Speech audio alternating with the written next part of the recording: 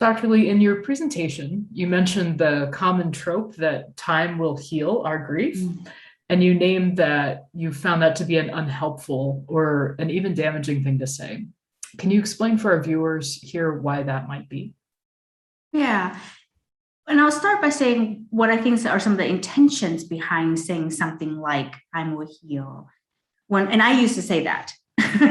I used to say that to clients actually before I experienced a major grief in my life and major loss in my life, because you want to provide some sense of hope, right? You want to provide some hope that this will get better, that this emotion you're experiencing, grief, the negative emotion you're feeling, will end somehow or decrease somehow. You want to instill some sort of hope that this will end.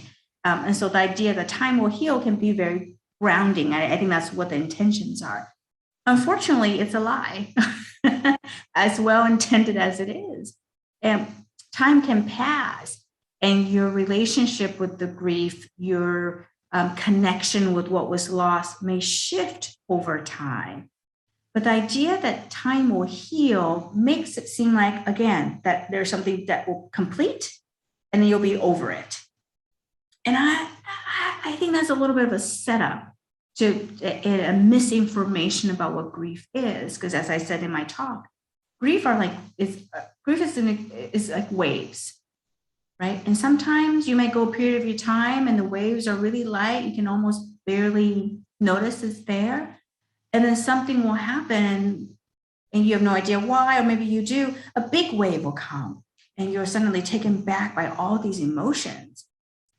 And I think if we put a time stamp on it, it really sets up a person to be very surprised or even taken aback when those big waves come.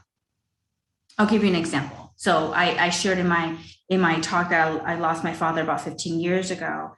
So if time will heal, you would think that 5 years ago and 3 years ago when I have my children, it's been 10 years.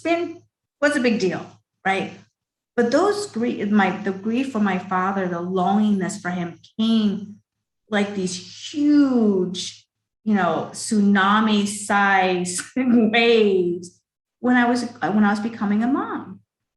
And if I had bought into that idea that time will heal, that would have been so devastating, right? So devastating. Like, wow, have I just gone backwards? It's been 10 years. Have I done no work in this? Have I not healed at all?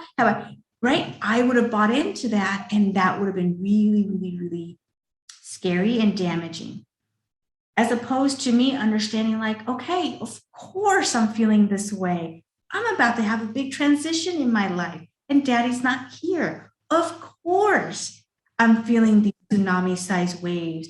So I was able to, there were certain days when I was completely taken over by it.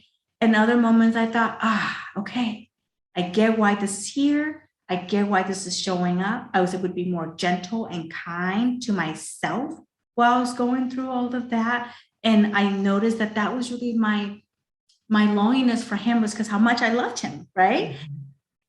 So it actually, that tsunami sized grief actually was just an outpour of love, of like, oh my gosh, daddy, like, are you watching this? I'm about to be a mom, right? And it became just another opportunity for me to connect with him.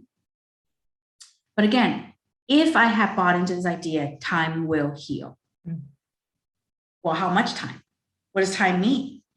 It really would have set me, I think, really, really confused. Again, I understand the intention behind such a phrase. Again, I've said it before, I'm guilty.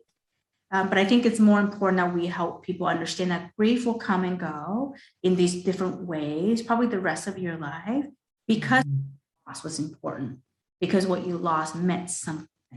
Your relationship with that will change, but it's not something that you will, in 10 years, you'll be over it. In 12 years, you'll be over it. Can we really say that? I think so. Yeah. Yeah. No, I really appreciate this. And, something occurred to me as you were sharing here about your dad, to to say that time will heal that grief, that you will no longer feel grief for this, negates the deep love.